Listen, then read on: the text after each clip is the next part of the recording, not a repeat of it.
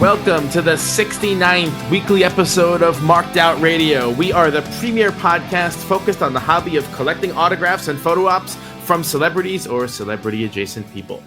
We talk about autograph conventions, on-the-street encounters, and everything else about this increasingly loopy hobby. I'm Sean. And I'm Dana. And this weekend was the epic showdown in Parsippany, New Jersey between Chill Out Con and the sort of evergreen August Chiller Theater Con. I sat this whole saga out. I made the decision a couple days ago that I was not going to be attending, and I was probably giving up permanently on a photo op with Anne Margaret, which is fine. But you did attend, and so did, it seems like, half of our Facebook group. So why don't you get into what your weekend was like at these cons? And I'll just interject, not knowing anything about it, with hopefully clever and playful remarks. Listen, I didn't realize you were this big of a Brad Garrett fan. What? You think that was the reason? That was sort of the icing on the cake, I guess. I'm just busting your chops because you were literally like the only like regular that wasn't there. Like it was like everyone else was there. But yeah, I stuck to my original plan, which was to do both shows in one day. When Friday was approaching, I kind of had a little bit of FOMO, and I'm like, if I was smart, I'd probably go in tonight. I would do one of the two, cut out some of the running back and forth, and I quickly pushed the thought from my mind, and I figured, as I said last week on the air, that if I wasn't able to do everything, that would probably be a blessing to my pocket. So I picked up Golden Ring Brian at, the usual early. It wasn't that early, but, early enough, a little earlier than I like on a Saturday. And, made our way to New Jersey. Traffic was non-existent as it typically is in the early morning hours. And our first stop of the day was Chill Out. So Chill Out was kind of the disruptor, I guess we would say, in this space. So how did it all work out? I heard the Friday night, I heard that there were some issues with the fire marshal. I was tipped off by a couple listeners about that Friday night that the fire marshal was sort of a factor and they were limiting the entry into the building for the usual fire marshal overcrowding reasons. Now, obviously, as I get into my day, there's frustration involved with fans don't like having to wait outside of a convention to get in when the show's already running. That's probably one of the, Achilles heels of convention attendance. Am I right? Isn't that like no one likes that? Yeah, I would say that's a great way to piss fans off when the con is running and you're standing outside. And look, that was actually, it's interesting because that was one of the historic complaints about the big event convention that Tom worked really hard to fix. That is not present at the, you go to big event. If you come to big event in a couple weeks in November, there will be no line outside to get in because he's kind of perfected that process. But it seems like at this show, it was an issue, at least on Friday. Did you run into that issue on Saturday? I unfortunately did. We got there right around 10 a.m. by design because I figured I'm never the person that likes to get somewhere for something like this. I'm not going to go an hour and a half, 2 hours early. No shame to the people that do. They're probably more prepared and they were inside quicker than I was. I like to sort of walk up to a moving line that you just sort of hop on and hopefully you just sort of roll right into the convention. So I got on the line. I hopped on with Vinny. Vinny was out there. Josh was out there. Adam was out there from Marked Out Autograph Group. And, the chit-chat helped the line move quicker, or at least it felt that way. And I would say maybe 15 or so from the front, they sort of halted, pumped the brakes, and we got into the fire marshal issue. Now, clearly, at this point in time, the space that they had is what sort of dictates the capacity. Once, they have to work within that capacity. This is not on big events staff for having the fire marshal. They couldn't whack them over the head and throw them into a dumpster somewhere. Like, the fire marshal's there doing what they're doing. So this is not a knock on big event for this happening, beyond what we'll get into later. So as we reach that part of the line, a couple big event staff are out there at the front of the line, and they say, okay, people that are doing or have Gene Simmons pro photo ops, they'll make a separate line off to the left. So I didn't have the Gene Simmons photo op. I planned on buying it day of, which is usually a decent way to save on the fees. So I get off on the new line, and I asked the staffer, basically saying, I don't have the photo right now. I would like to purchase it because she had a tablet. So I'm like, can I buy it from you right now, or do I have to go inside? And Vinny had questions as well. Vinny wanted to know if he didn't pick up his GA ticket, should he stay on the GA line to get his admission ticket, or should he hop over to this line to get in for Gene? And the gentleman that was at the front of the line, a lot of what he did wasn't so much what he said, it was how he said it. And I want to show some grace and humility, which I probably wouldn't have shown yesterday when I was more annoyed, that he was absolutely in the unenviable spot of being at the front of the line with the fire marshal behind him, keeping everyone outside.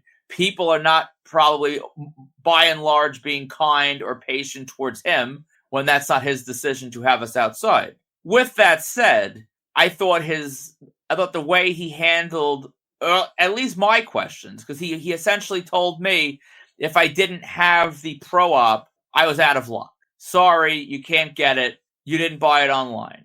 I said, is it sold out? He didn't have an answer for me. He just kept saying, well, with the fire marshal, we're not going to get you in time. If you don't have the ticket now, you can't get it. You're out of luck. That's what he said. And at one point, he actually made sort of a rude comment about, well, you had weeks to buy it online. I don't know what you were waiting for. So I made a comment to him. I'm like, well, is Tom in there? Can I talk to Tom? And he's like, oh, good luck with that. I haven't been able to reach him all day. So I pull out my phone. I text Tom.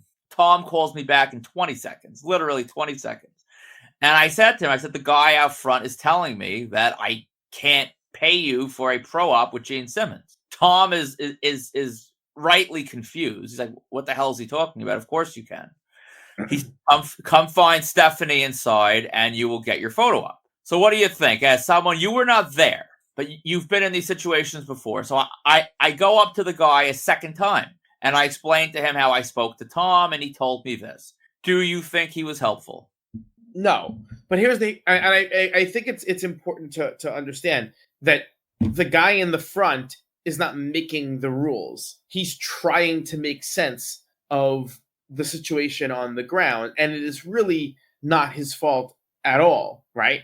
There ought to be, like, from management, there ought to be, well, first you do A, then you do B, and if something goes wrong, this is like a flow chart of behavior for someone manning the door. The guy manning the door has no discretion. So, to be fair, this is a common thing at cons where I'm not claiming it's not. It's very hard to imagine every eventuality beforehand. Usually you don't think of things until they happen on the fly. That's why someone with decision-making power needs to be readily accessible. So I'm sure you can hear the guy's frustration when he says, Tom hasn't gotten back to me. He's kind of left to the wolves almost, and it's a very common thing at shows where the people who are doing the volunteering, people who are the workers, are sort of left to take abuse from the fans because of situations that arise that the promoter just didn't think about. I'm sure they didn't consider, people wanting to buy photo ops to get in for Gene while the fire marshal had closed off certain sections of the building.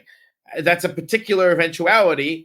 That's like, 2 or 3 variables all aligning at the same time. So, this is why I would never want to book a con. It's a pain in the neck, and there's a lot of eventualities, and some of the steps you have to put into place to fix these cost money, and that eats into your margin. So I understand. I'm not gonna lie though, my decision not to go was certainly validated pretty quickly by these early difficulties you had. Yeah, and I thought I made that clear. I'll say it again. He was probably in the absolute worst spot to be in at that show as a staff, because you can't make the fire marshal do anything, and you're also not in a position. You're not Tom or Tom's lieutenant or anything like that, where you're going to be able to really make decisions. I understand that. But he was basically like shouting at he was shouting at me a couple times about, well, I don't know what to tell you. Because at one point I'm like, dude, I'm just trying to figure out how to give you, granted, again, give him. It's not him. He doesn't care. But I'm trying to spend $250 for a photo op. I'm trying to figure out how to get this done. Like, it's not like I'm asking him to jumpstart my car. I'm trying to spend money, and I understand that the helplessness there. But it was very, like, it was just very, like, kind of rude. But again, people were being rude to him, I'm sure, all day and yesterday. And at a certain point, if you're not someone that's really skilled at customer service, you're not always going to handle that, to the best. So I go back to him and I explained how Tom called me back, and Tom said I can get it. And I said, where will I find Stephanie? Where is Stephanie? And he gets short with me again about, I told you already, you're not going to be able to get it. You don't have tickets. You can't get in. You don't have your GA ticket. How can I let you skip all these people to get it? So then I said, I'm like, is Tom lying to me? Are you telling me Tom is wrong? Why is Tom telling me one thing? You're telling me another. I'm trying to figure out how to get this done. And I'm like, do I have to call Tom again? And he's like, I don't know what to tell you. I can't. So I called Tom a second time. Tom picks right up. He's in the process of helping me. And then luckily they start letting more of us in. So I got inside, and the floor plan, plus when you're under the gun a little bit to find, because at this point it's like 10:50. Photo op starts at 11. So I'm in the main part of the building, and I'm trying to find Stephanie. I don't know who Stephanie is. I'm looking for some sort of a big event booth. I saw different big event staff with their talent where they were spread out. Didn't see the booth.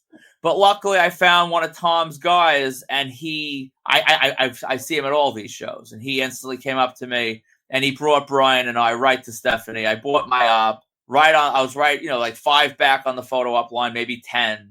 And all's well that ends well. Like I said, I completely understand the position that guy was in. But there was definitely a way to handle it where, like, if fans are frustrated, that you don't start shouting at them and being rude with them. Like, there's a nicer way to handle it. Tom and the big event staff handled it perfectly. They were readily accessible. At least for me, I'm not saying that everyone can just call Tom, but I mean, Tom is always on. I mean, you can try. I'm not sure if people tried how they respond. How they handled or how they received the assistance that they were looking for. But on my end, they're always extremely helpful. What's compounding the humor of the situation is that apparently Simmons was taking table ops yesterday. Yeah, and that was the question that I asked the guy when he said no pro op. You can't get the pro op. My first question to him was, well, I think my first question was, is it sold out? My second question was, is he doing table ops? And the guy kind of shrugged. So, like, he should have been informed by someone, like, here's the contingency plan. If people aren't going to get in for this, here's what they can, get. All of that would have been helpful.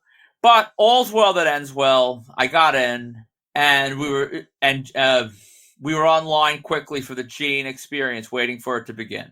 So how did it all, in terms of the show itself, how did it go? How was it in there? Well, I'll start with Gene. We were off. Gene was in a separate part of the hotel. I don't do enough of these creation shows, thankfully, so I can't really give you context of, like, where this was. The line in this part of the building was right outside that main ballroom, but that main ballroom is huge, and I think most of the hotel area has doorway access into that main ballroom. So it was right over there. I would say around 11:10, Gene popped out of a side room. He was flanked by a couple guys. He was this guy does a ton of these events with different, his Kiss events and stuff. He's comfortable with the fans. The fans were pretty laid back with him. No one was rushing him. He took some selfies with some of the big event staff on his way to the photo op room. Photo op started promptly. Gene, it was funny, I guess. I'm not sure if he did this with every split or he just chose Brian and I for this.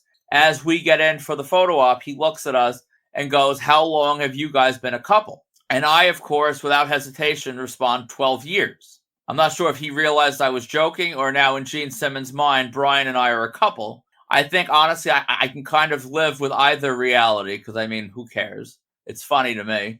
And, yeah, the photo op was nice and quick, as they always are. The JPEG was free, which I thought it was included, but I wasn't sure. When you don't buy them online, you're kind of a little more in the dark about that. And we moved on from Gene. So what else did you hit at Chill Out?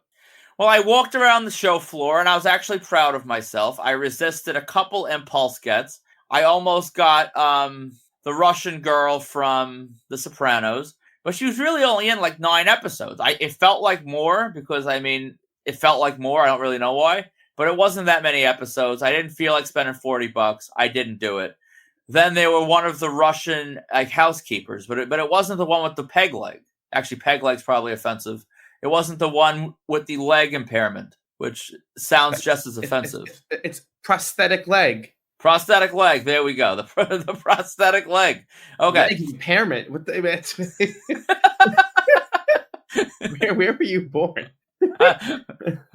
Apparently Russia. Anyway, yeah, and I thought it was that one, but it's been 20 years. These people have aged. So I did some research, and it wasn't that one. It was a more obscure one. So I didn't get her either. Years ago, I would have, and honestly, I'll probably regret it by Monday. But I didn't get either one. We did a couple laps around the floor, and then we went to get Anne Margaret. And again, with the layout and the floor plan, I had to go up to a big event person, and I'm like, "Where is Anne Margaret?" And they informed me that you have to leave the hotel to walk around the building and then enter down over there on that other entrance. And my immediate concern was, there's 100 people outside with the fire marshal. Am I going to go on the end of that line or a similar line and be screwed? And they told me it wouldn't be. It was a different quota, a different line, and it wouldn't be a problem. So we went outside. We got on the back of the line. There was like maybe 10 people on the line. And one of Tom's main staffers like saw us. He's like, "Who do you need?" And he brought us in. And kind of humorously, as we're heading in, like, you have Jabroni Josh is on the line, and he's yelling like, "Can I come too?" And the guy from Big Event looks at us. He goes, "Do you even know that guy?" And I'm like, "Yeah, I know him." And I just waved him on. It was your perfect opportunity to cause some mischief, and you didn't do it. Listen, Woodmo from 2007 would have absolutely done that, but I'm kinder. Pay Josh back for all he's done for you. I'm kinder now. So I let him. He hopped in with us, and I got there used to be a board member named Mooch. Maybe we may have to christen a new one. So anyway, I got on the Anne Margaret line, and the staffer's like, "I could bring you to the front, but I don't want to piss the line off." I'm like, "Dude, there's like 15 people on the line. It's fine." So I waited on the Anne Margaret line. Anne was, humorously enough, there was a person that was wheeling Anne Margaret through, like the show floor. She was in her wheelchair. He's pushing her. And he went to fist bump someone, and as he went to fist bump the person, he as you would have to, took one of his hands off the wheelchair. And of course, Anne Margaret starts veering towards people. And luckily he righted the ship before, poor Anne had a crash. But Anne was great. She was moving, honestly, at a pretty good clip for a woman in her 80s. Wanted to know your name. She was you could tell she's a pro at this. Everyone had a moment with her. Very cool to meet her. That was one of those names, not to make you have any FOMO, but that was one of those names I never thought would live long enough to sort of make it out these parts again. So I definitely appreciate having the chance to have gotten her. And at that point, the only thing I really kind of wanted to chill out still was Alec Baldwin. But Alec Baldwin, I saw, was walking the floor and was like, he was busy. I saw him kissing Lorraine Bracco. He was saying hellos to people. Apparently, it appeared to be on his way to a break. So I'm like, forget that. And we got out of Dodge. But before I got out of Chill Out, I have to remark how we saw the great 16 times Mark Miller was in the house. Nice. It's always good to see Mark. Yeah, Mark was good. He's enjoying retirement. He's got another grandchild on the way. He's doing great. And listen, he's still getting great photo ops to add to his decades of amazing stuff already.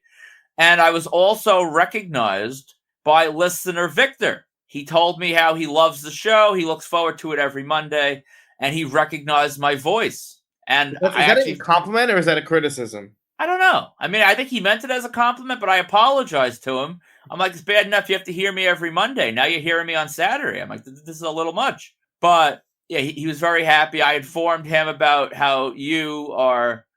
I think I actually explained to him about your trip, and then I remembered it wasn't that we didn't really get into that on the air, and he probably thought I was nuts.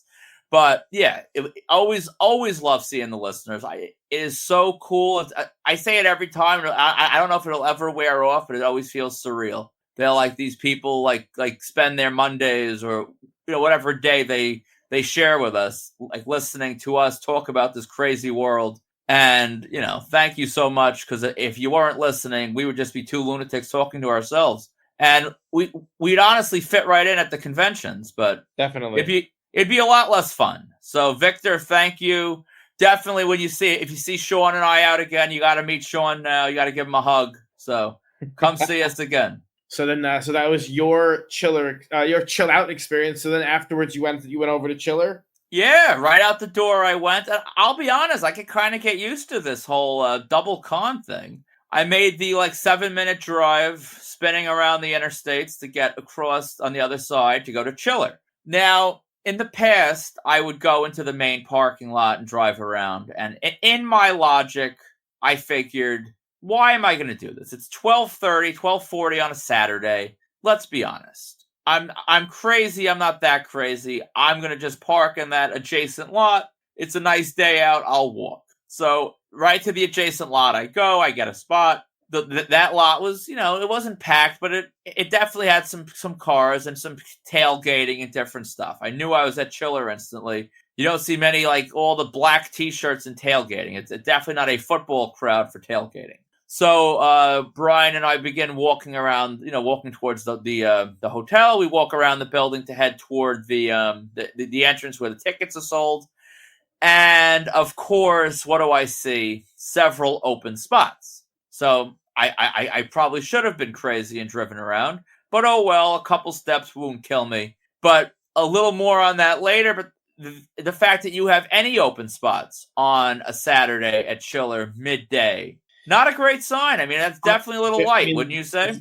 Very uncharacteristic of what Chiller is normally like on a Saturday. Yeah. So I walked right in, we bought our tickets, which were $40. 4 times what Chill Out was, or 2 times if you bought it today at the door. And in we went. I was instantly greeted and spotted Big Chad, who, honestly, listen, Big Chad is one of those people I would say was, if you were going to start ranking board members from back in the day, Chad is absolutely on the top of any list. He always had a big personality, a great guy, and his fingerprints are on a lot of moments. And he's doing the same thing now on the Facebook group. Big Chad's always commenting and making, great observations. So it's always nice to see Chad. We caught up a little bit. And from there, Brian and I made our way to the ballroom. And we hopped on the line for Huey Lewis. He had a 2:20 photo op. This was just around 1 o'clock. My goal was to get him at the table, if at all possible. So did you achieve your goal? Well, I before I get to that, I threw Brian on the Huey Lewis line, and he was flanked on the line by a woman probably around 70 years old in a Huey Lewis t-shirt. I'm not sure if it was an official t-shirt, but she had a Huey Lewis t-shirt on, and she was sharing her tales of Huey with Brian. Was she a groupie? It appeared to be a groupie. I mean, I don't want to. I mean, groupies have a sexual connotation. I'm not sure if she was that kind of a groupie. That's literally what it means. Yes, but I'm saying I don't know about that. I didn't ask her that question. But she loved Huey, and I'm sure she would have been a groupie if given the opportunity. Maybe not today, but at some point in her life. So I left Brian on the line with the groupie, and I said, "Hey, I'm gonna go get Dave Davies from the Kinks." And as we've explained before, and you've laughed at, and I've sort of shared, my musical tastes are weird. I'm a fan of rap. I like 80s, 90s, and sort of all the old stuff, stuff today that comes out when it's the old artists I like it, but I'm not listening to the new people. I also like 80s music, and I do like I'm a fan of the Kinks. I bet I probably could have asked a million people, if they saw my like Apple Music, does this guy like the Kinks? They'd probably say no. But I grew up hearing the Kinks, and I like the Kinks. So I was quite excited about Dave Davies. But in trying to spend less money, honestly, I think our little episode segments where we get into how much we spend and have to actually go on record with this, I'm a little more self-aware of how crazy it is. So I'm trying to make progress. So as a result of me trying to make progress, I did not buy a Kinks vinyl, figuring I'm not going to get the lead singer. They hate each other from what I last heard, and they're not getting any younger. So I'm like, forget it. I'll just get a photo op. And to my chagrin, Dave Davies had the absolute best pricing this side of the pandemic. So yeah, it was something like $30 combo. It was $30 for a photo op only, $30 for your personal item. And mind you, it's a free photo op with any purchase. $25 with a free photo op if you bought his CD, which was a solo Dave Davies CD. That, I mean, apparently he put it out through Koch Records. So I guess he's still, I don't know, he's, I guess, somewhat relevant-ish still as a solo artist. But, I mean, I didn't want the CD. It's not a Kinks album. It's a solo album. But, I mean, it's $5 less than just buying a photo op. So, of course, I bought the CD. But I regret. I really wish I had a vinyl with me for the extra $5 plus cost of vinyl. They were selling signed vinyls for $100, which was probably the only thing on their menu that was slightly high. But I mean, it wasn't terrible. If you would have bought a vinyl and then paid what you would expect to have paid, that would have been right there. So that was even fair. Did you check the vendor room for vinyls or no? I didn't. I should have. I didn't. That's actually a good idea. I had that thought getting in the car ride over to New Jersey. I didn't have it when I got in there. Oh, well, whatever. So I got my CD, got the photo op. He was very nice. By the time this was done, Brian and the groupie were like halfway up to Huey. Not bad at all. No, so I hopped on with them. And somehow the groupie got in front of Brian, which at the time I'm like, I don't know how that happened, but whatever. And it turned out to be a blessing in disguise. So we reached the table. The plan was Brian and I were going to split a table up, and Brian had a Funko to get signed. So Josh Clark recognizes me because, I mean, street grapher for many, many years. He's seen me different places for many, many years. So I had shared some pleasantries with Josh. And as I'm waiting to sort of pay for what I'm doing, we start hearing this woman, the groupie, speaking to Huey. Now, mind you, this groupie of Huey does not seem to realize that Huey has hearing loss. I thought that was a pretty, I'm no Huey Lewis groupie, but I was aware of this development. Was that something you had heard? No, I had no idea. Okay, so maybe it wasn't that common. Maybe I am a Huey Lewis groupie. Anyway, he has hearing loss, and this woman was a low talker. So she's talking, he's saying, like, what? What are you saying? I can't hear you. So they're going back and forth. Finally, she talks louder, and she starts telling him how she has spoken to him online for years. They've spoken online for many years. Huey looks completely confused. He's like, I don't have social media. I don't talk to fans online. She goes, yes, you have. We've spoken for years. Couple more back and forths of this. Josh looks at me from the vendor table. He's like, are you listening to this? What the F is happening? I start laughing. Josh finally, like, as we're just listening, she drops the bombshell of, like, I sent you $7,000.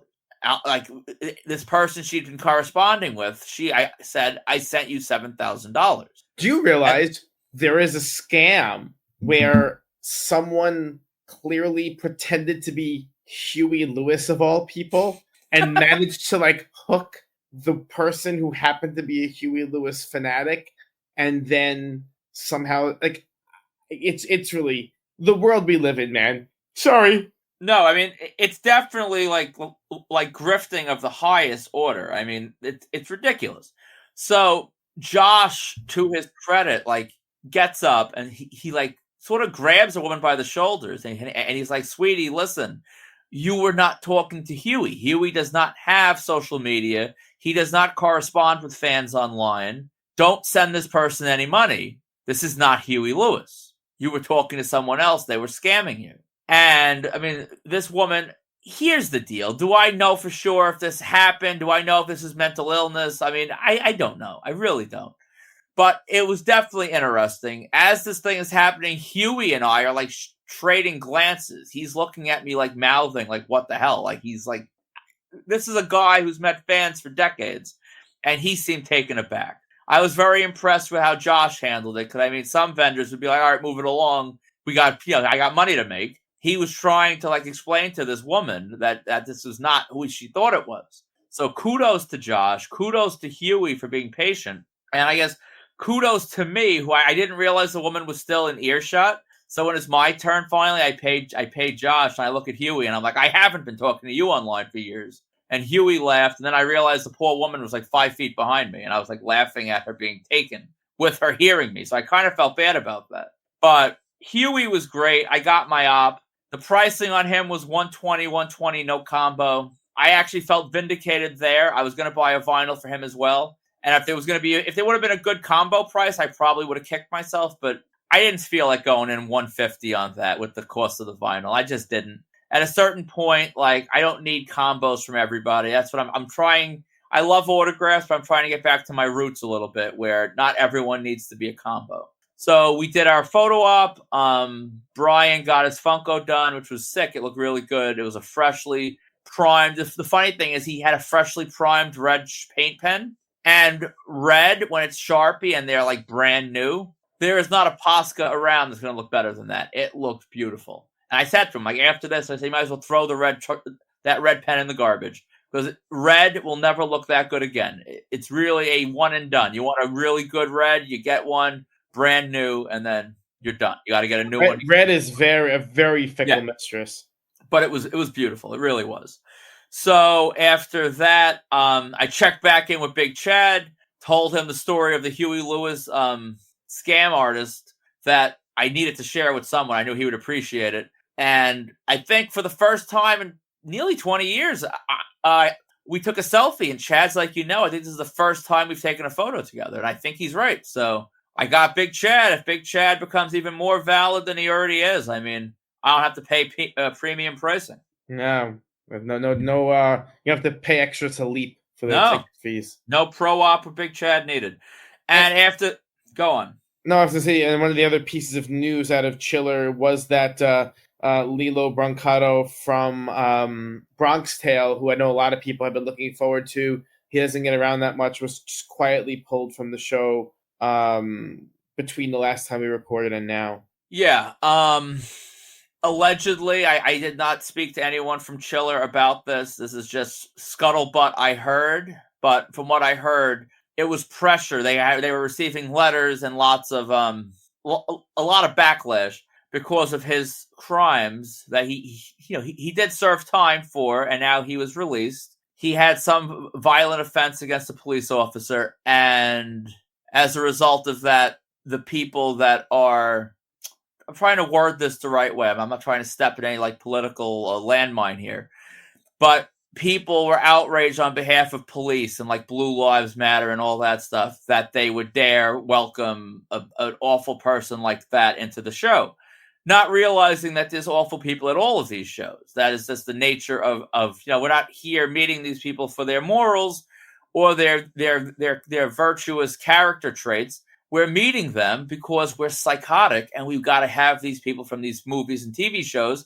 to fill up our photo albums and our prints or our binders or what have you. So I'm always not a fan of when people get pulled. Like, I wanted the guy from Ferris Bueller that had the sick crap with the kids. I'm a fan of let all these creeps come in. Let Spacey come in.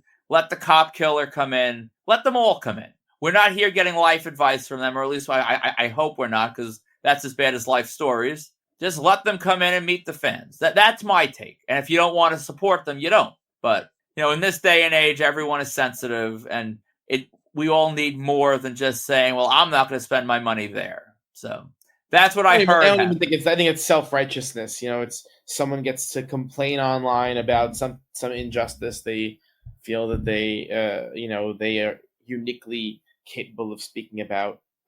Almost universally, the people screaming about this stuff are morons. Look, I would not have gotten them anyway, just because I don't care about a Bronx Tale, and I think I made a joke about it last time as the thing that sort of Chaz has hitched his cart to for his entire life. But certainly a guest in demand. I don't understand the logic of not. I know again. I don't want to wade into this political toxicity, but like the reason why we have determined prison sentences is ostensibly when someone comes out, we want them to like come back into society in some way. It's not like they can just Exactly. disappear. It's not like they can just disappear, right? Like they will exist. And I guess like so the point is like there are these whole people for a variety, and this is people with a variety of crimes that they've done. Like you don't if you don't want them to ever work again or do anything again, then where exactly are they supposed to go and what are they supposed to do? Like we have to just sort of accept that there are going to be people around us that we just don't like, and like that's okay. Look, I exist on a daily basis, and almost everyone around me I don't like. For me. I guess I'm used to it, but or maybe I'm not operating under the ridiculous notion that I have to like everyone that I'm around or tolerate. I just go about my business. But I think the fundamental thing is that people have a hard time minding their own business. Is really what it is. Yeah, that's really all there is to say about that. Yeah, so thank God I didn't buy that Chaz, 11 by 17. I kind of wanted to, I was going to add him to that and have, a complete, incomplete Bronx Tale piece, because I would have been pissed. But that basically wrapped up Chiller. We got the Seinfeld people on our way out, and, they were awesome. Very cool. Banya was awesome. Jackie Childs was awesome. That was really cool. Like there's certain those fringe lower end names is some I'll get, and as I'm getting them, I kind of feel like you, where I'm like, why am I doing this? But I actively enjoyed meeting those guys. They were fun. The characters are fun. I love Seinfeld very much, and absolutely worth getting. So just a little bow on both shows for me. Chill Out absolutely had a couple little hiccups that they have to work on. Later on, after the reports, we'll get into Tom's statement. Big Event works out hiccups extremely well. Like you said, the Big Event Con used to have a lot of them. Now they have none of them. I'm sure I'll be at Chill Out Part 2, because anything that was not perfect, I'm sure they will work to fix. That's how they work. Tom and his team took great care of me, and that is always appreciated and, not forgotten. And Chiller definitely was a little light for a Saturday. Definitely a little light. I think Chiller overall had a pretty good lineup. I think some of the lightness has to be attributed to Chill Out. And I'm sure Chill Out would have probably done even better if not for Chiller. I think this whole thing with both shows happening on the same time and weekend and everything is good in a way for people like me, that you hit a couple at both and you get 2 in 1. But I think ideally they'd probably both have better attendance if they weren't head-to-head. We'll see how that goes going forward. Yeah, I had fun at both, and I guess we can now start getting into some of the reports.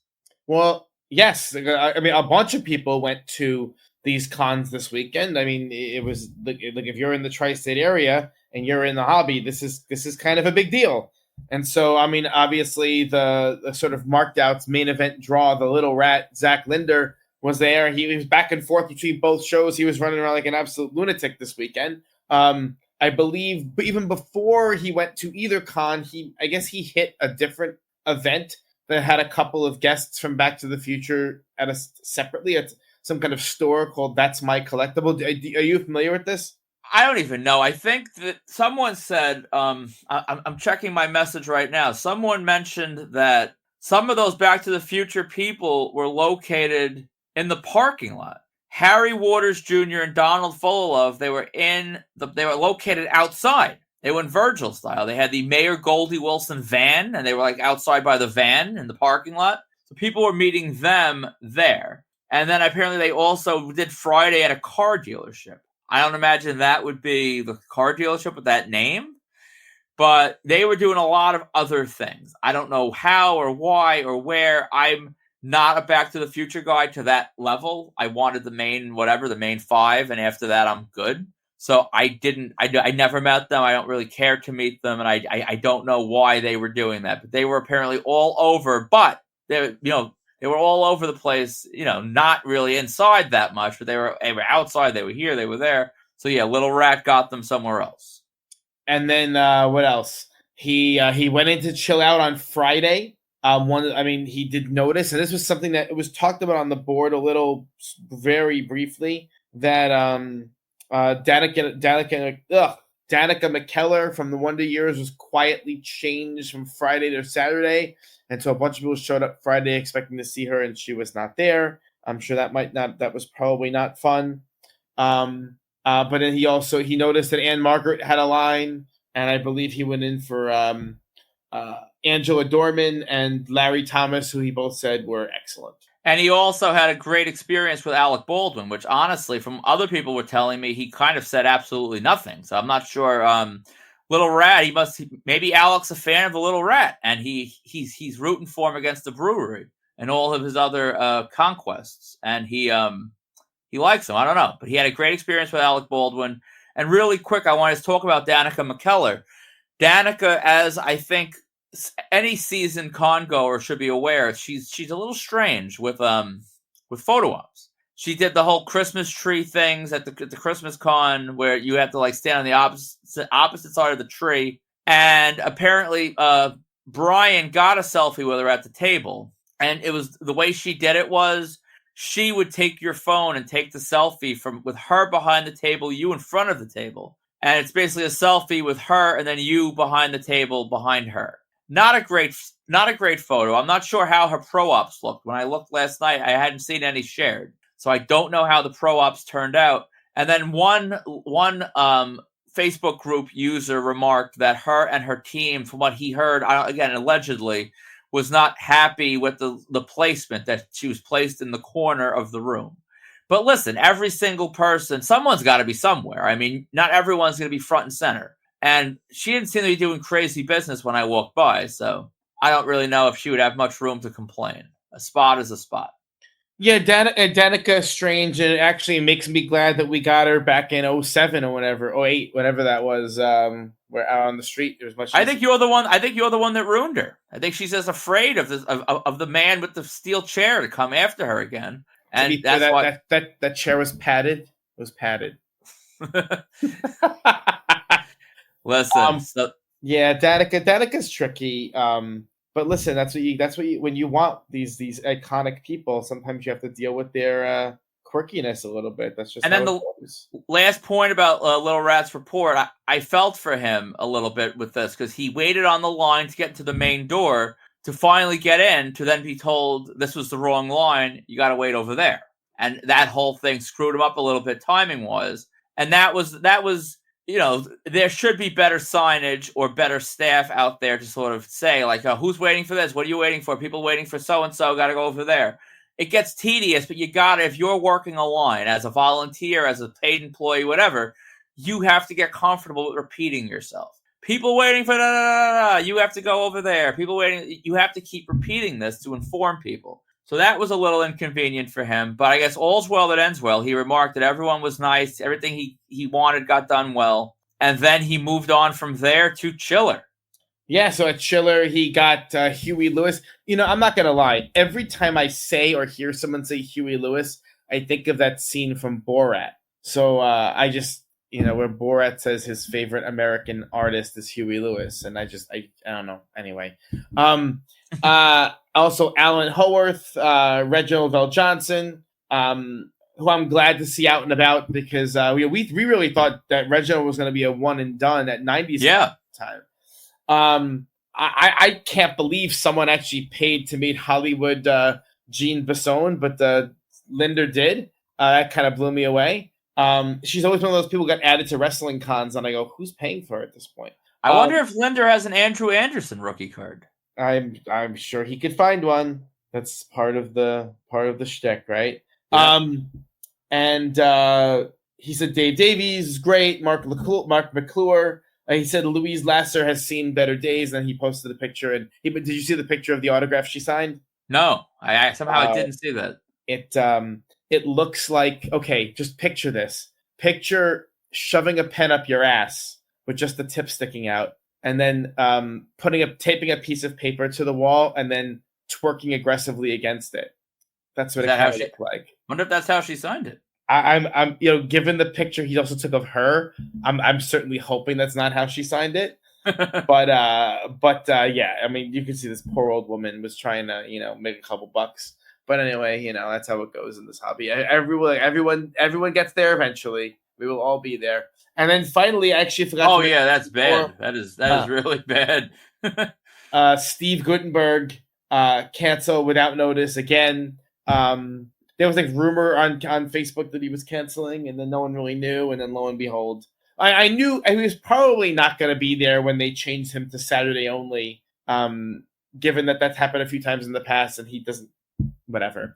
It's I remember that you got him that one time he actually showed up, but he's a frequent flyer. Yeah, when it comes to canceling, and even when he does show up, he's always that one day only. He's like the one day wonder, basically, where if you don't go that day, you're screwed. And he would ordinarily be some weird day, like a Sunday only. Like I'm not going there. So yeah, thank God I got him. I think the little rat got him then as well, but he had a new item. So hopefully he catches him soon. And a bunch of other board members were there. We actually had a post on the message board. You gotta come on, Batson. You got to get yourself over to the Facebook group. Mark out autograph collecting community. Post it there because we found it on the board. But he noticed that the chiller crowd was very light. Apparently, word was going around that it took very long to be able to check into the chiller hotel, which is an important thing for a certain subset of showgoers. But you wouldn't have even noticed this happen. No.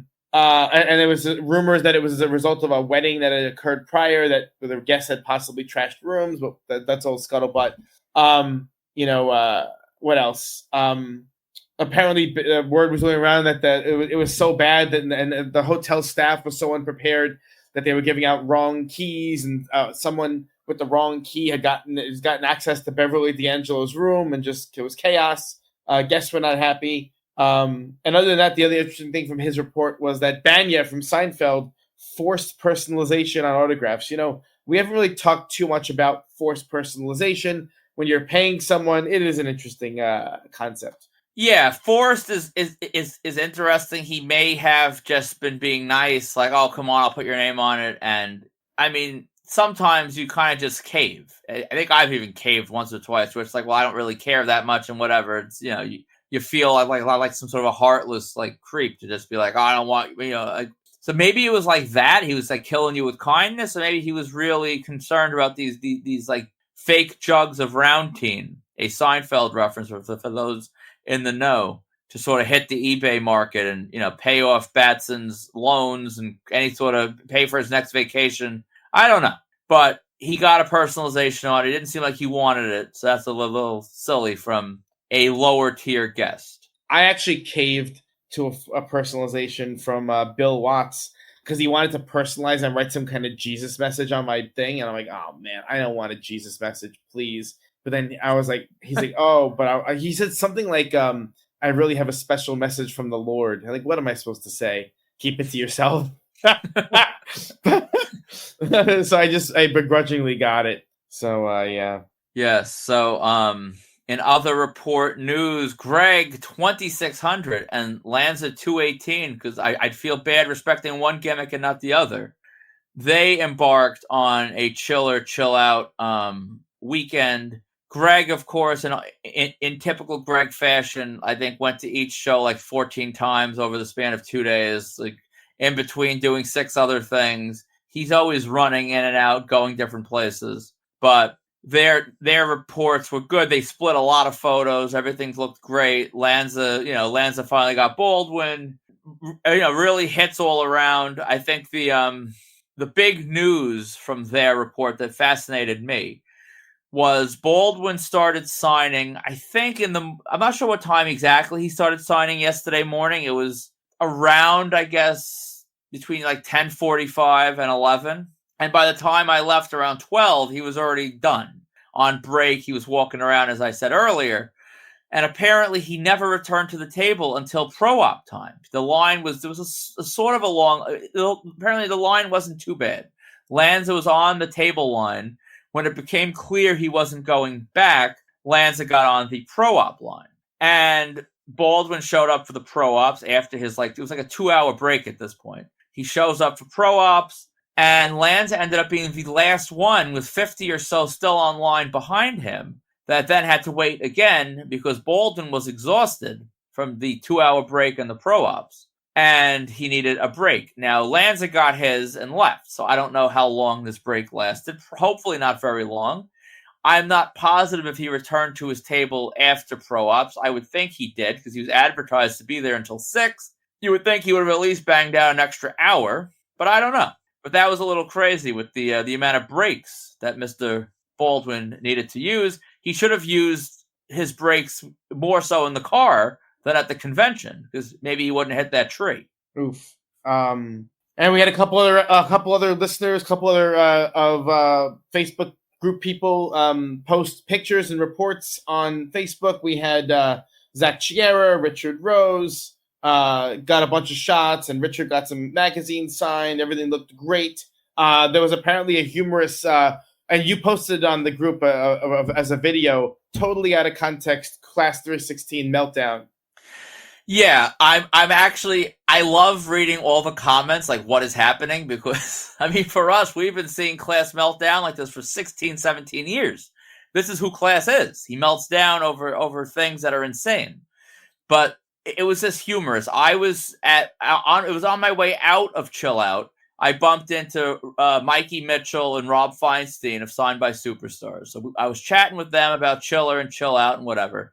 I'm with Sokol. I'm with Vinny's with us. We're talking. And, of course, Class comes up just, like, distraught. And, you know, I'm not going to repeat the video, but he's crying. He's ruined. Of course, I didn't make it any better. I was offering to pick up. What happened was he splits photo ops with anyone and everyone, which, I mean, you don't do splits at all. I'll do some splits. But it's mostly people I know. Class will walk up and down a line of strangers and sort of solicit splits from random people. And basically the sales pitch is it's half price.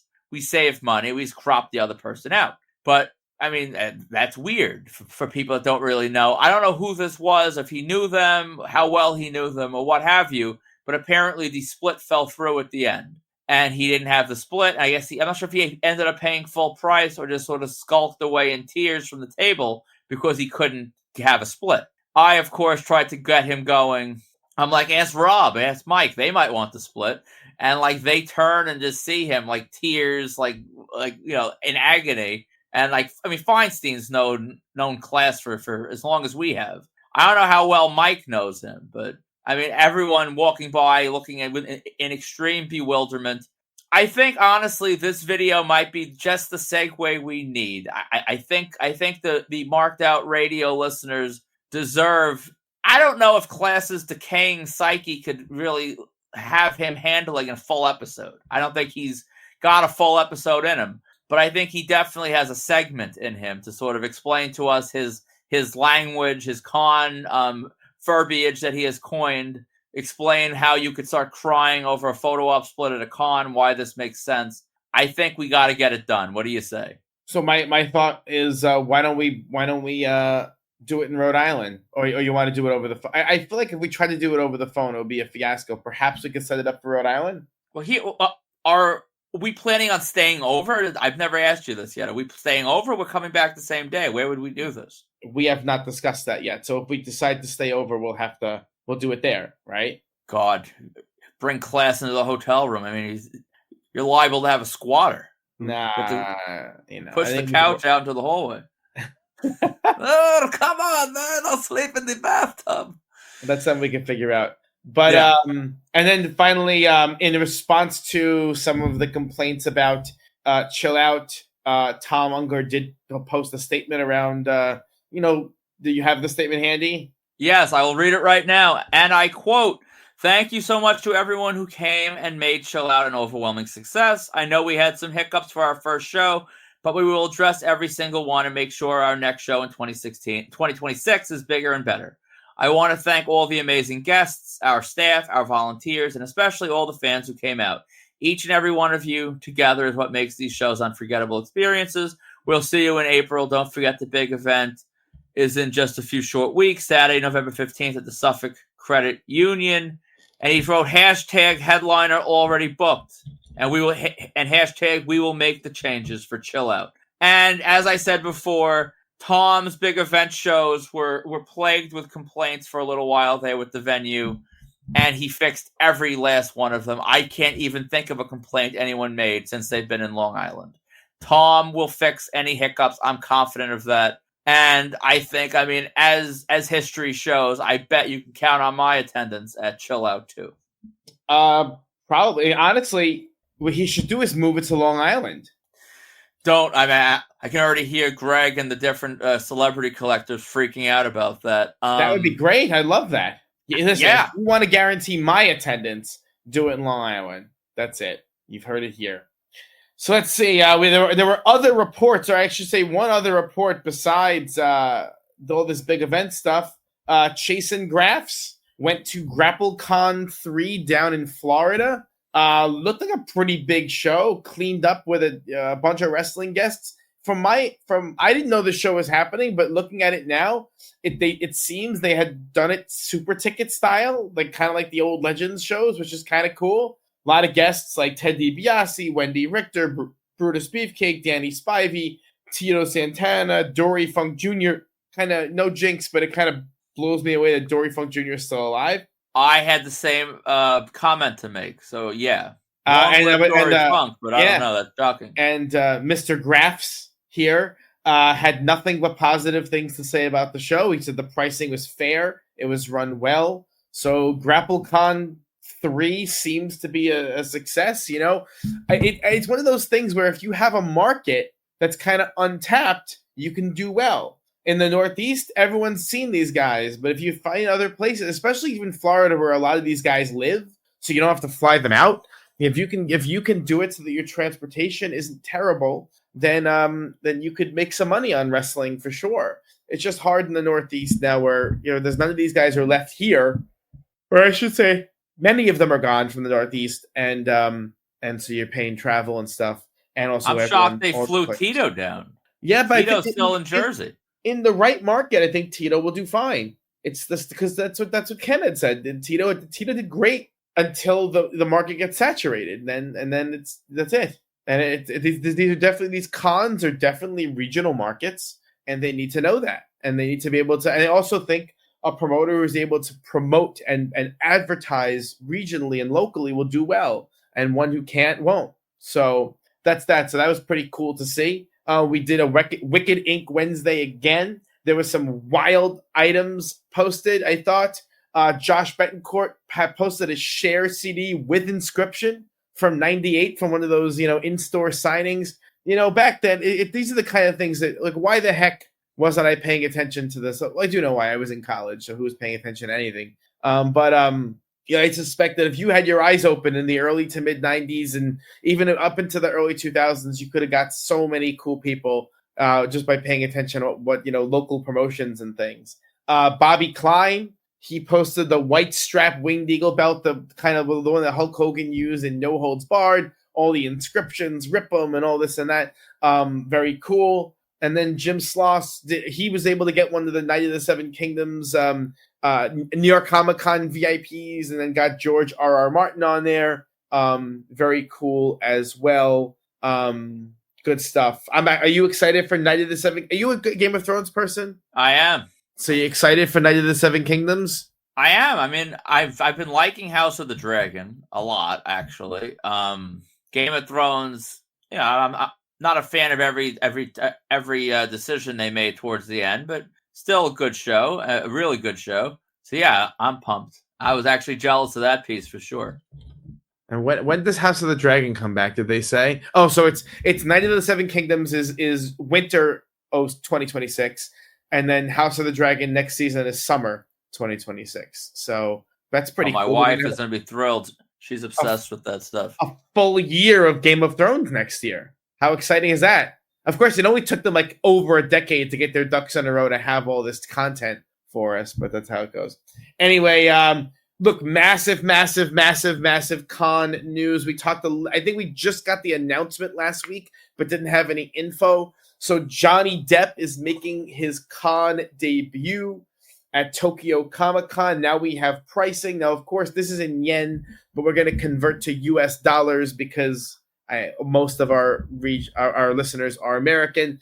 Right now, the price is set at $500 for an autograph, $500 for a photo op if you attend the con. And then Official Picks is doing mail-ins for Depp, 8x10 starting at $5.99. So what are your thoughts on all that? $1,000 combo is, listen, it's $500 less than I paid for the Hollywood Vampire meet and greet. Granted, I had Perry and Cooper as well. But I mean, let's be honest, I was doing that for Johnny. So not terrible. Using, obviously, again, the urban pricing with the conversion rate was higher than the U.S. So I don't know if he'd be 1,000 combo here. Not terrible, I guess. Mail in at $5.99 on an 8x10. I mean, I'm curious. Like I'm thinking what, $7.99 or something for a full size, probably $6.99 for a Funko, maybe. I would say it could be more, $7.50. I didn't look it up though. I'm not mailing in. I would love to have him on one of my pieces, but I bought, and I'll drop this information because it's actually interesting. There is a grapher in the UK by the name of Army Shanks. That's where I've gotten my Depp from in the past. He's like if you guys follow GTV, how like Geo's got that in with like Jackman. He has an in with Johnny Depp where he gets this stuff done. He'll get like Sparrow hats and all this different stuff done. And then he gets it all like Becketed or whatever. He gets it stickered and he sells it. And I think I got my 11x14 from him for like, I don't know, $300, maybe $250. Wasn't that much.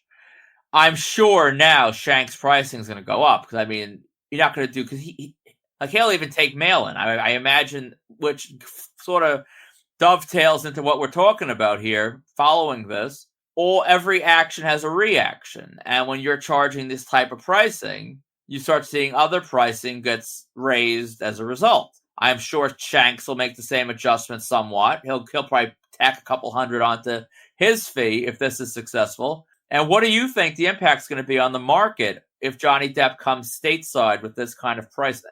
I have a kind of a belief overall that the way the hobby works is sort of similar to, I don't know if anyone's ever like read the book, The Overton Window. Yeah, it has to do with rhetoric and media. Not the best example for this podcast, but in the sense that it's useful in the sense that once you move the needle past a certain point, you can kind of never go backwards. That's the idea. You expand the range of what is acceptable, and so we've never quite really scratched at the $1,000 combo for at least non-sports people before, and so I think once we see that, we're going to start seeing it more. I have this belief, and I really believe this, that we're in for a kind of a radical reshaping of what the hobby looks like. And then we're going to see more high-end VIP experiences. We're going to see more low-end cheap stuff, and the middle's going to kind of collapse. Because, there's so many people who are in the mid-range who are continuing to raise their prices, and so many people in the higher range are continuing to raise their prices that it's almost out of control. And the example that I used with you was, what year? Do you recall what year the Ben Affleck con appearance was? I don't, but keep talking. I'm looking up right now. So Ben Affleck, I would say, is about the same level star-wise as Johnny Depp. He's a massive A-lister. I wouldn't, but go on. Star-wise, you wouldn't? No, I would not. In terms of tabloid coverage and everything, I think they're the same. Name recognition, they're the same. Maybe tabloid coverage, but Johnny Depp was like at his peak. I mean, this dude was doing movies like Blow and different things that people were into. Donnie Brasco. Then he had the Pirates of the Caribbean was a smash every single time, by and large. Alice in Wonderland started off hot. This dude was juggling. He had all the Burton stuff. Maybe it's just my personal taste. I'm an Affleck fan, but I don't think he had the impact that Johnny had. No, I know he does not have the same career. No, Depp is a draw career wise. He's in the upper echelon of maybe top 2 or maybe top 3 or 4 people of all time. Draw. I think Depp is in the same conversation as Tom Cruise. Okay, I agree with you then. Okay. But in terms of A-list celebrity recognition, I think Ben Affleck is as big a star in the world as anyone. My point was, Ben Affleck his pricing was nowhere near this at a con. Now, granted, it was a couple of years ago, but did you got Ben Affleck at that con or no? I got Ben Affleck on the street when he was doing Saturday Night Live. So you did get him at that Ace. I did not. He did Celebrity Fan Fest 2018. He attended one in San Antonio in 2018. I'm trying to see now if he did any others. He did Dallas, Texas 2018. I don't remember what the pricing was. He did Salt Lake City 2018. And he did, what's the other one? He did 3 in 2018, and that's it. Wasn't he originally announced or was supposed to be doing like Boston, or was that, am I imagining things? You might be imagining that one. Okay. Yes, he did 3 in 2018. I got him on the street. But his pricing was nowhere near $1,000 7 years ago. That is for sure. Yeah. And so, and he was about as big an A-list guest at a con as there had been up to that point. And if there were a marked out podcast at that time, we'd certainly be discussing that. But my point is that we're now at granted 2018 was 7 years ago, almost 8 years ago, and we're talking about a huge difference in price. $1,000 combo. If Depp goes over here for $1,000 combo, I think we're going to start seeing big name people at $1,000 combo or near it. And that's just you asked me the question: if Depp was here doing $1,000 combos, would you partake? And my answer was very clearly no, I would not. And I would partake. And you were surprised by that. A little bit. Here's the deal. I hear you. That's why when you're selling things, they always say start high and you can go low. You can't really, certain things only go one way or the other. If you're at it, once this seal is broken, I hear you.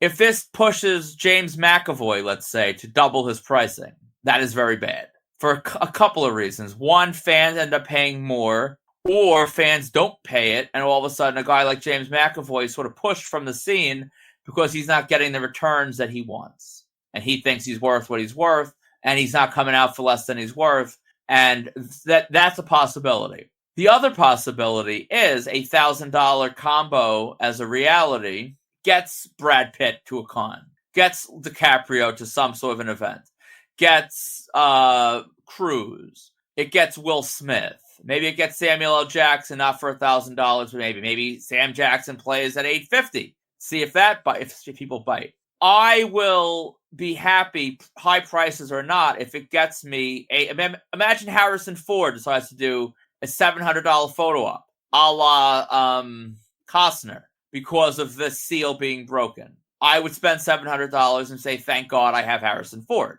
I understand the ramifications for the hobby. I understand that not everyone maybe is in a position to be as deranged as I would be. Arguably, I'm not even in a position to be as deranged as I would be to do that, but I would find a way to do that.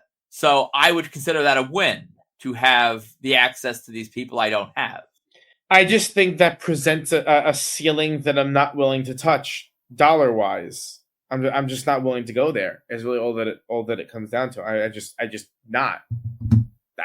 Maybe that limit will change. I don't know, but for me, that's an arbitrary limit that I'm setting that I'm just not willing to breach. Not to get into your personal business, but I'm going to get into your personal business.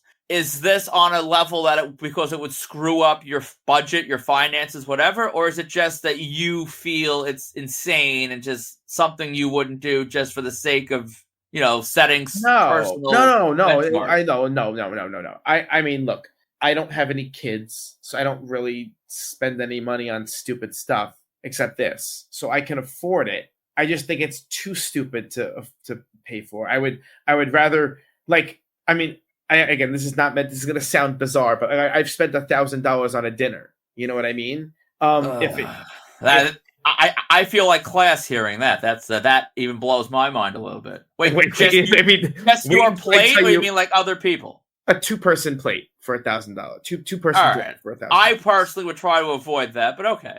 That's not. Wait until I tell you off air my plans for next week. But oh god. But yeah, I'm just that I have other experiences that I think are worth spending money on, like travel, like dining, I'll take things. combos over food. And as crazy as that sounds. I mean, look, I do a lot more traveling than just for combos or just to like Disney World or whatever. I do like real traveling, and that's expensive, and I would rather do that than this. And so there is kind of a weird thing where like when I think like what could I get for $1,000? Now, granted, that it's also in other spheres of our society that's decreasing as well. What you can get for $1,000, but a Johnny Depp combo is just not it for me. And am I hypocritical in some ways? Perhaps. Have I spent more than $1,000, on a single hobby item? You're damn right I have. But at the same time, there's just certain things that would, for reasons that I'm maybe unable to fully articulate, would be a line in the sand, I guess is the way I'll explain it. Well, listen, to wrap this up, maybe you wouldn't spend $1,000 on a combo, but I don't know, $500 on a photo op, or maybe a rare $250 split. I don't know. I'm not so sure you'll set that one out. Maybe you're right. Maybe I don't know. All right, we will see. We will see. Photo with Friday came again, and as usual, we had some awesome drops. Adam Grun dropped his Tom Brady. It looked like, if not a pro op, it was like with a backdrop, like he was at a really, like a sick event with Tom Brady. That is not a common photo. Not many people have Tom Brady, and honestly, there's not many chances to get Tom Brady. If you don't have Tom Brady right now, I mean, I don't know if you'll ever get him. He's only getting richer, and I mean, talk about pushing the ceilings of things. What would a Tom Brady pro op cost at a sports con if it ever happened? That would be astronomical. Probably $2,000, $2,500, right? Yeah, absolutely. In other sports news from Photo with Friday, Chris Collector dropped Mookie Betts, and that is a young Mookie Betts. That is like, I think that might have been pre-Red Sox debut. I know Chris Collector is a long time, like, he hits the minor leagues, and he gets the players before they break in, so that's sick. And then Lou dropped his photo with Andrew Dice Clay. I've never attempted Andrew Dice Clay, but I hear he's kind of a tricky guy to deal with. So the word I heard was absolute nightmare is what I heard. So I'm actually shocked that Lou has this. I would love to know the story of it. Same. I'm interested. So I'll go. We do have more news. Con news. Honestly, slow week for con announcements. Mike O'Malley, who's Bert from Glee, was added to Rhode Island. That's all we got for ads. Believe it or not. And Chris Cole for Rhode Island. Come on, get Chris Cole for it. I think he's too strange. He's very strange. Yeah.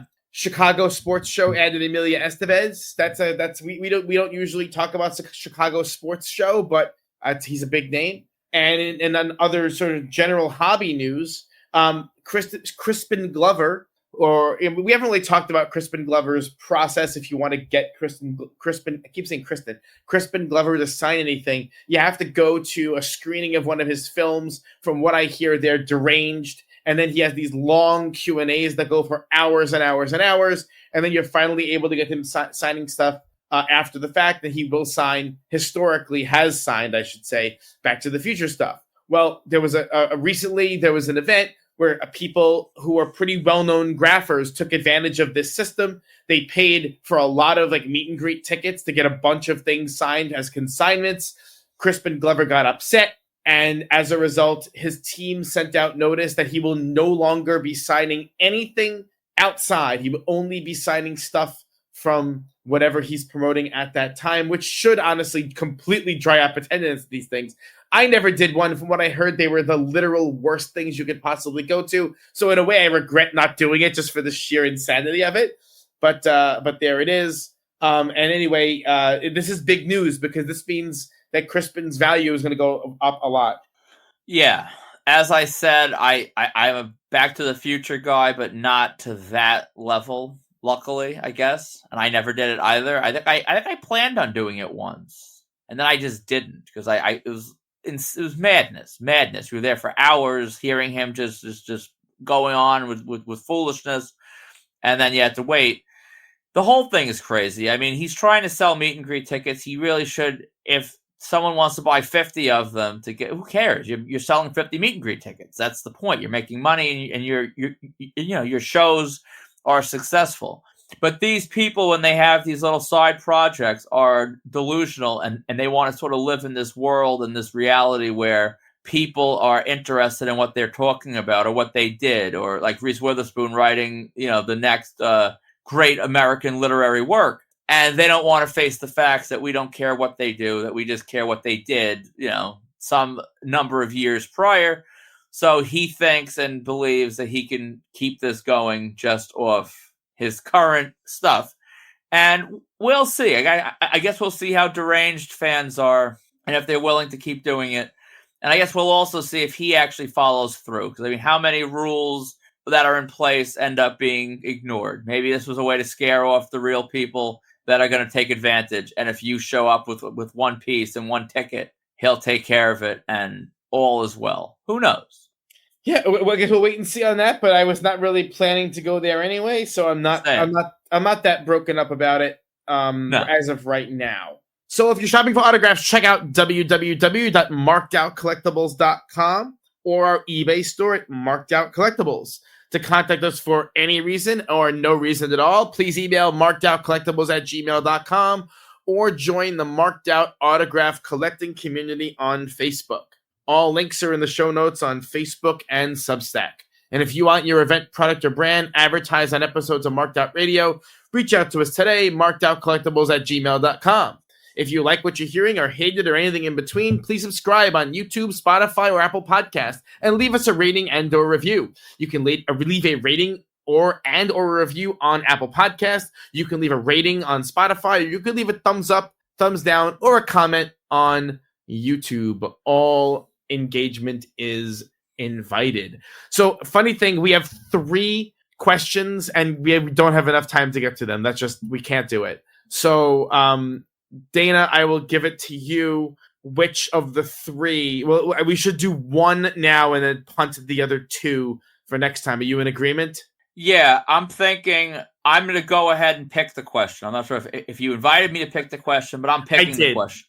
Okay. As long as you don't pick question number 3. No, I think 2 and 3 kind of go hand in hand a little bit with the financial aspect. So I think let's, since we're talking about, all today was about conventions that I attended this weekend, we got a really great question from Scott Crossfire himself asking about a convention from the past that we regret skipping. For Scott, his answer was K&S WrestleFest, the Summer Sizzler, where he missed Mad Dog Vachon. Here's the thing, which is kind of wild. I don't remember if I was there. I don't think I got Mad Dog Vachon. And the fact that I'm saying I don't think I got Mad Dog Vachon is showing my derangement, because how would I not know who I've gotten and who I've met? I should know this, at the back of my hand, but I don't. I don't know if I was at this show and skipped Mad Dog Vachon. I don't even know if I was at this show and got Mad Dog Vachon. I got to look when I'm off air. Do you remember if you went to this show? What's the show? The WrestleFest K&S Summer Sizzler. I went to all the K&S, so yeah, I was definitely there. Did I get Mad Dog Vachon? I would have to go through my pictures. I think what happened, and I really am distraught about this, I think a subset of my photos that have been uploaded to Facebook are just gone. Because I only have, if you look, I just don't have as many pictures as I have. So I have to dig through my albums and try and reconcile the stuff on my computer with the stuff on Facebook, because I don't recall. I know I have a shot. I have the shot with Mad Dog Vachon. That's a long-winded way of saying I know I was there and I have that shot. I do.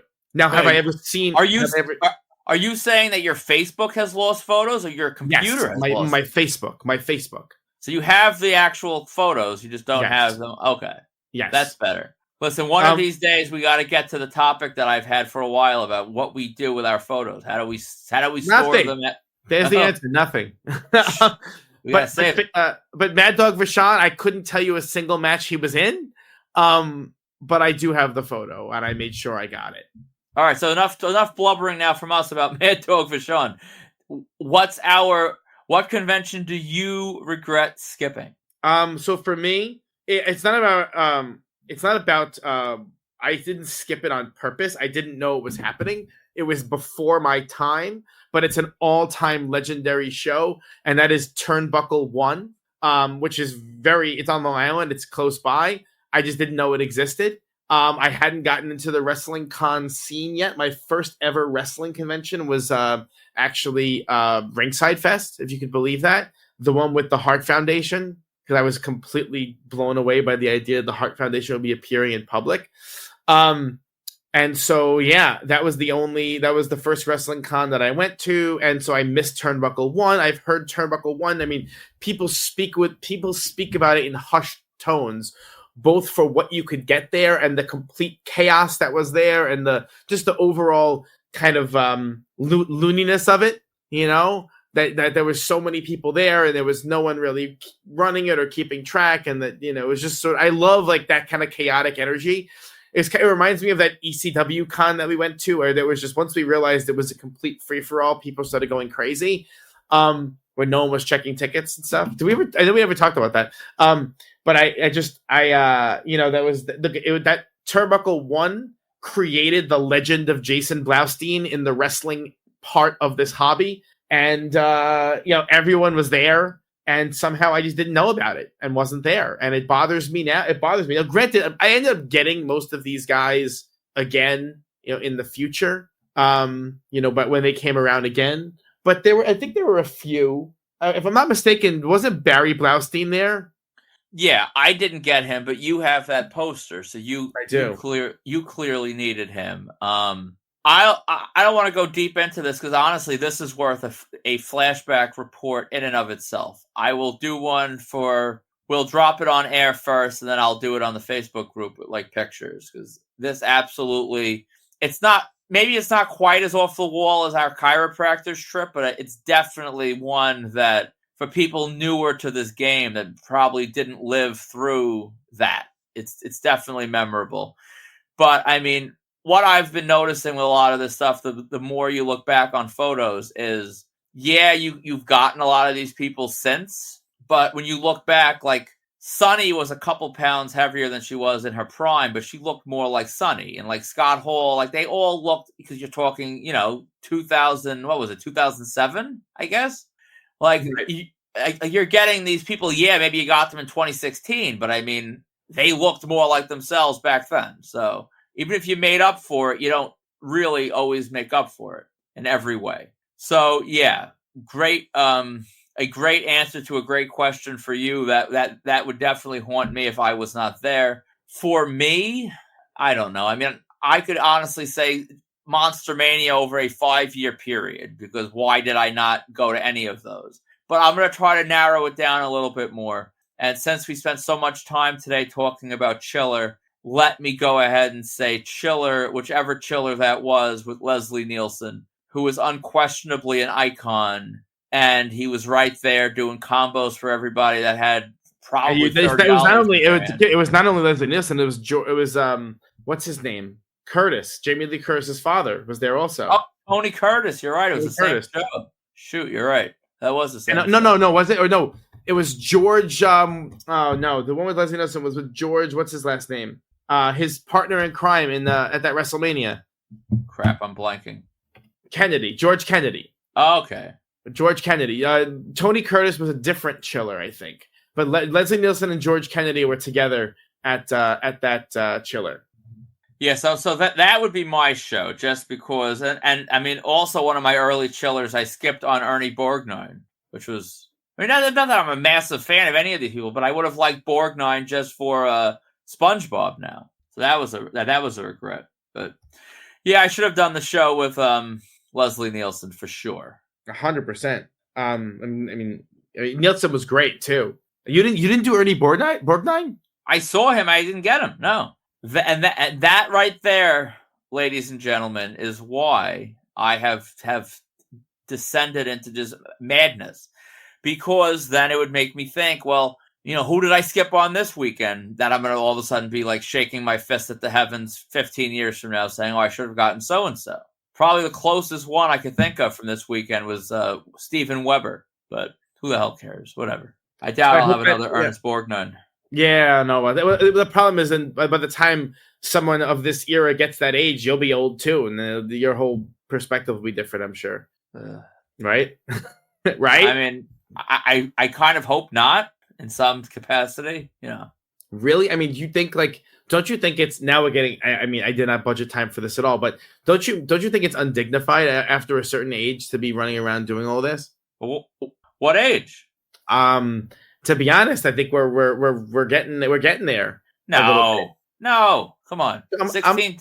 I'm not calling 16 times old, but he's still out there. He's still out there. I know. I mean, I'm 45 years old. Before I know it, I'll be 50 years old. At some point, it's like, what are you doing? What are you going to do with yourself? You're going to just eat $1,000 steaks or something for the rest of your life? Have other hobbies that are more dignified. I don't know. I don't really know how to answer it. I don't know how to answer it because, I mean, there are certain elements. Look, there are certain elements of the hobby that are like fine. You know, the meet and greets, like the concert meet and greet. Even going to concerts now, man. So you never really did concerts. I go to concerts now, and I'm like, I want to go home. I don't want to be out here at this late. You know, I'm getting out to that point already. I feel myself getting that where I try and calm my brain down. Say, just push through it. And that's largely successul. But it's I don't know, it's tough. Class is your age, still sleeping in cars for a week. You got to suck it up now. You're trying to age yourself too quick. No, but he's not the person to use as an example for Yes, but he's also sane living. He's not aging well. Look at him. He's falling apart, and he's still managing to travel around. Talk to me when you're 70. 50 is too young to start worrying about. And come on, if you live 50 years without dignity, why do you want to start having it then? I mean, that is. I don't think that's a compelling argument. But you've gone this long, man. Come on, a couple more decades. Life is short. I'm gonna keep riding this combo train until the wheels fall off. I hope. Woof. So what else do we have coming up for us? Speaking of undignified, the next show we actually have is Rhode Island Comic-Con. We need to figure out whether we're doing 1 day or two. I assumed you wanted to do 2 days given the number of names you have on your list. It's a shocking number of names. I think it's a lot of pro ops. I think I could probably do it in 1 day. It's just a question of what's the schedule and how do we reconcile that with the boat? Right. Well, that's the thing. The boat's tough. The boat is tough. I felt like last time it was so much easier. We didn't have to worry. I don't know. Like I hate the mad dash. I'd rather just not do that. But I have to go through that. Honestly, I haven't gone through that con to see what I even want. So I have to do that like today. I do know I've made some cuts, and I'm also, I think, planning some splits with Lanza, who is not there Sunday. He's Saturday and maybe Friday. So I can't do too much sort of flip-flopping from days if it's going to cost me splits. I know I sound like class now for sure, but Lanza splits are easy. So I got to see how it all works out. With my cuts, though, maybe I'm delusional. I feel like it's doable. But I guess the boat is really the issue. If there's a 5 o'clock photo op, or several after 4 o'clock even, you're probably entering the danger zone to catch that damn boat. Right, you are. Plus, you want to eat something, because at that point, you haven't eaten in hours. So you want to get food before the boat. So, yeah, I don't know. We got to look into it. And then we have Oaks, of course. And for me, Oaks really matters because I really need Robert Patrick to finish my... why can't I talk? My Terminator 2 Laserdisc, which will then complete that item. I think there was someone else I needed at Oaks, but I can't remember who. Do you remember? Who I needed? I'm blank. I didn't think you needed anyone else. I thought it was just Robert Patrick. There's one more. I was tempted to finally get Linda Blair, which I never did. I'm also kind of tempted to do a Ralph Macchio William Zabka duel if they're doing those op. Because of course they're doing them. Because my Ralph Macchio op was a table op back from like 2009. It's like ages ago. So and Zapka I actually never got. So that's not a bad idea. Who else is there? Yeah, that's pretty much it. I think from me, I might do. Is it stupid to do a Jason in costume op? I might do that too because I don't have one, and that would be amusing. Although it's Glenn Ennis, like who cares about that?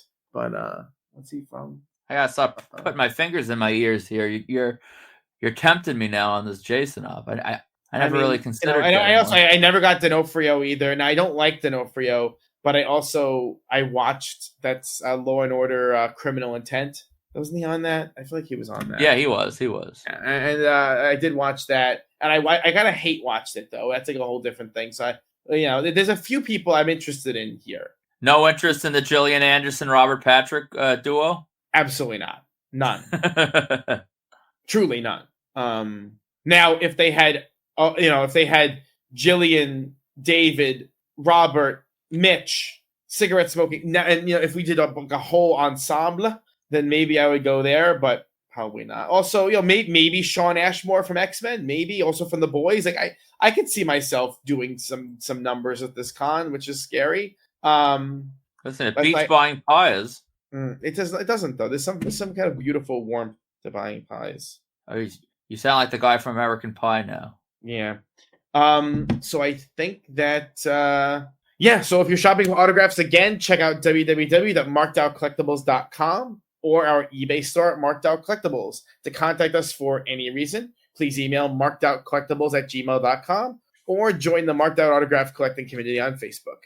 And right now we are doing mail-ins for our guests at Big Event. So Jackson Drake, Brad Baylor, Ricky Smokes, Emily J. The prints are up.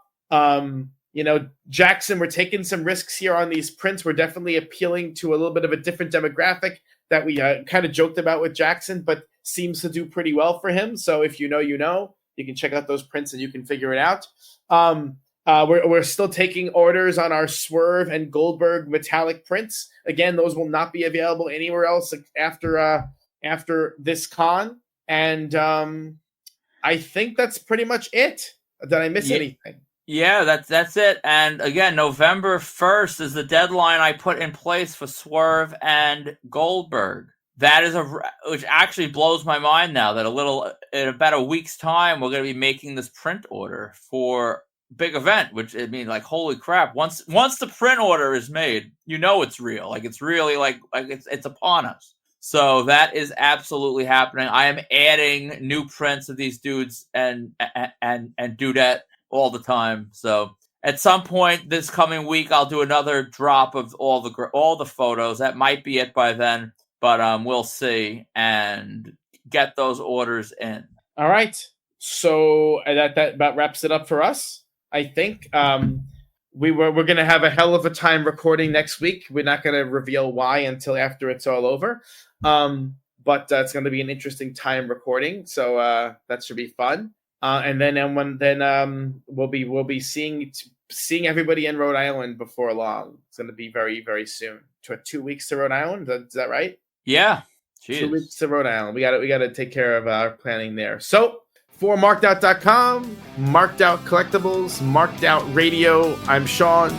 I'm Dana. And we will see you next week with episode 70.